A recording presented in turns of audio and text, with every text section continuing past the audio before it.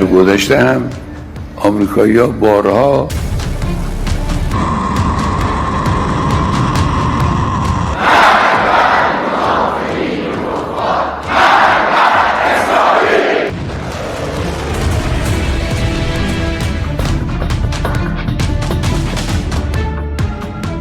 Khamenei शासन का सफाया, लंबे युद्ध को तैयार ट्रंप।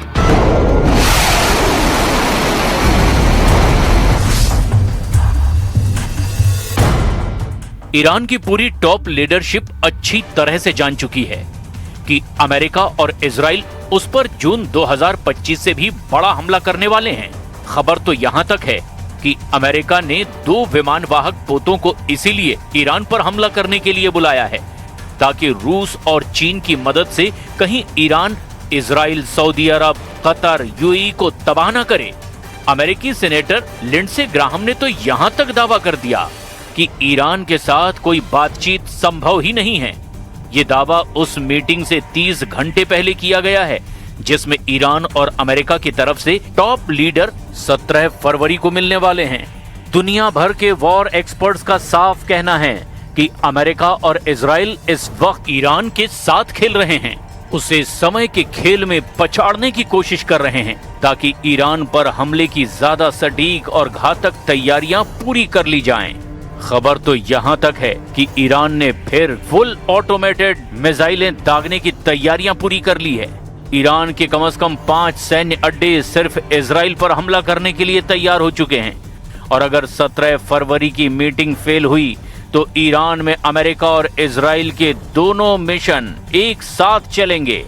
सबसे पहला मिशन है जिसका ट्रंप ने भी ऐलान कर दिया है, ईरान में 47 साल से चले आ रहे सुप्रीम लीडर अली खामनेई के शासन का अंत करना। और दूसरा है ईरान के सभी परमाणु अड्डों, मिसाइल सिटी और IRGC के कमांड सेंटर का पूरी तरह से सफाया ताकि भविष्य में ईरान, इजराइल और अरब में अमेरिका के मित्र देशों पर ना तो हमला कर पाए और ना ही धमकी दे पाए। इसीलिए दावा किया जा रहा है कि अमेरिका और इजराइल मिलकर ईरान में डीकैपिटेशन स्ट्राइक यानी कि सिर कलम करने वाला ऑपरेशन करने जा रहे हैं। ईरान के खुफिया सीक्रेट एक्सपोज, तेहरान पर आखिरी हमला शुरू। अमेरिका और इजराइल अच्छी तरह से जानते हैं कि इस बार उनका ऐसे ईरान से पाला पड़ा है जो घायल शेर की तरह उनसे सीधी जंग को तैयार है। ईरान भी मानकर चल रहा है कि अगर उसके ऊपर युद्ध थोपा गया तो वो अपने सभी दुश्मनों को इतना घातक और दर्दनाक नुकसान पहुंचाएगा जो दुश्मनों की जीत को भी हार में बदल देगी। अमेरिकी प्रेसिडेंट डोनाल्ड ट्रंप हमले का ऑर्डर देते हैं तो आर्मी ईरान के खिलाफ लंबी लड़ाई में कूद सकती है। अमेरिका इसके लिए ईरान के पास सैन्य उपस्थिति अपनी बढ़ाता जा रहा है। रॉयटर्स ने 2 अमेरिकी अधिकारियों के हवाले से बताया कि ईरान से लंबे वक्त तक चलने वाली लड़ाई की तैयारी बड़े पैमाने पर हो रही है। दोनों अफसरों ने दावा किया कि इस दफा लड़ाई दोनों देशों के बीच पहले से ज्यादा गंभीर हो सकती है। ये बीते साल जून की तरह नहीं होगी जब अमेरिका ने इजराइल के पक्ष में आते हुए ईरान में रात को हवाई हमले किए थे। इस दफा दोनों देशों में एक लंबी लड़ाई हो सकती है।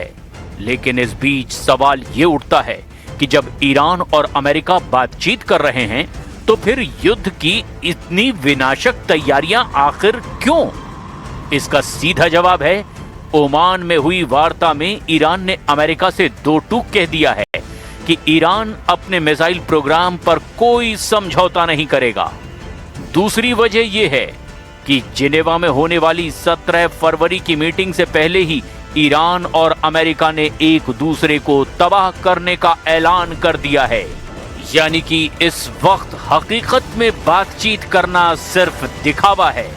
वास्तव में अमेरिका ईरान की टॉप लीडरशिप अली खामनेई के शासन का सफाया करने का मन बना चुका है। अब आप इसे भी अच्छी तरह से समझ लीजिए।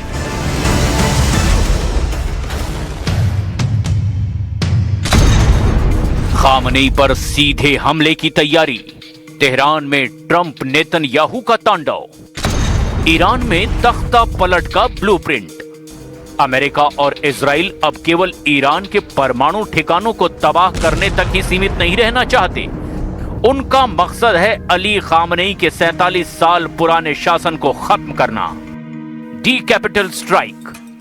दावों के मुताबिक पेंटागन में अमेरिका में एक ऐसे हमले की योजना बनाई जा रही है जिसमें सीधे तौर पर सर्वोच्च नेता अली खामनेई और उनके उत्तराधिकारी मुस्तफा खामनेई को मार सकते हैं। यानी खामनेई शासन के खिलाफ डी कैपिटल स्ट्राइक यानी सिर कलम की तैयारियां पूरी हो चुकी है। ईरान के सर्वोच्च नेता अली खामनेई, उनके उत्तराधिकारी IRGC के शीर्ष कमांडरों के साथ मिलकर अभी इजराइल अमेरिका के खिलाफ सारी योजनाएं बना रहे हैं। लेकिन अगर सर यानी कि इरना नेतृत्व ही नहीं रहेगा तो बॉडी यानी कि सेना और मिसाइल यूनिट्स को ऑर्डर देने वाला कोई नहीं बचेगा। इससे पूरी चेन ऑफ कमांड टूट जाएगी और ईरान में अराजकता फैल जाएगी। बर्निंग तेहरान और साइबर वॉरफेयर। इस बार इजराइल की रणनीति में ईरान के आंतरिक डिजिटल को पंगु बनाना भी शामिल है। शुरुआत में ही ईरान के command and control centre, power और संचार व्यवस्था पर साइबर हमला किया जाएगा ताकि ईरान को जवाबी हमला करने का मौका ही ना मिले।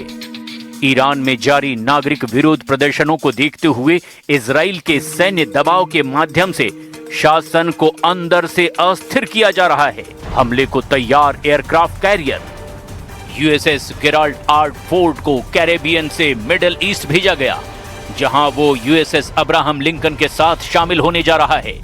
यहां संकेत हैं कि अमेरिका किसी भी वक्त हमले का गो सिग्नल दे सकता है। लंबा युद्ध करेंगे ट्रंप। अमेरिकी प्रशासन ने ईरान के साथ एक लंबे युद्ध की तैयारियां पूरी कर ली है। खुफिया रिपोर्ट के मुताबिक यह हमला केवल एक दिन का नहीं बल्कि कई चरणों में होता रहेगा। इसमें ईरान के रिवोल्यूशनरी गार्ड्स यानी IRGC के सभी मुख्यालयों, संचार उद्योगों और तेल डिपो को तबाह करने की योजना है। डोनाल्ड ट्रंप के आदेश पर ईरान के आसपास मिडिल ईस्ट में अमेरिकी मिलिट्री जमा हो रही है। ट्रंप ने इस हफ्ते मिडिल ईस्ट में एक और एयरक्राफ्ट कैरियर भेजने का आदेश दिया है। इसमें हजारों सैनिकों के साथ साथ fighter aircraft, guided missile, destroyer और दूसरे फायर पावर शामिल हैं जो हमले और बचाव में सक्षम हैं। इजराइल की अकेले कार्रवाई की धमकी।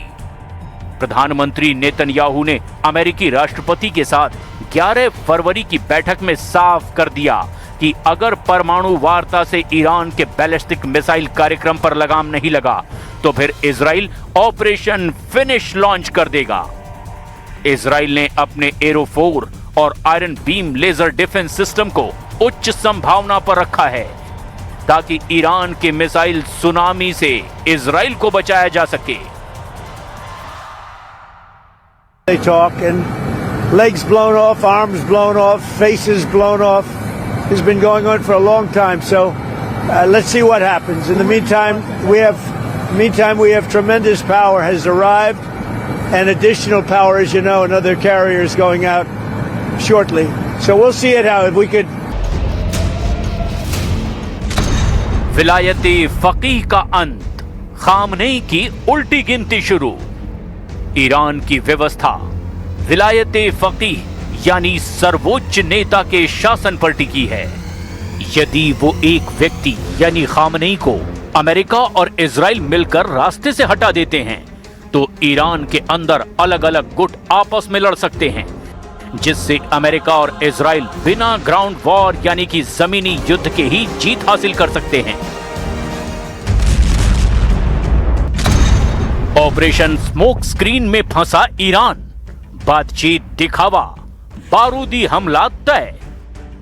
ईरान इस वक्त अमेरिका और इजराइल के स्मोक स्क्रीन युद्ध नीति में फंस चुका है। यानी जब कोई देश अपनी वास्तविक खतरनाक योजना को दिखाकर किसी दूसरी रणनीति से दुश्मन पर हमला करता है, यानी युद्ध करने वाला दोहरा चरित्र, जिसे स्मोक स्क्रीन कह सकते हैं। खुफिया सिद्धांत का दावा है कि बातचीत सिर्फ एक स्मोक स्क्रीन है।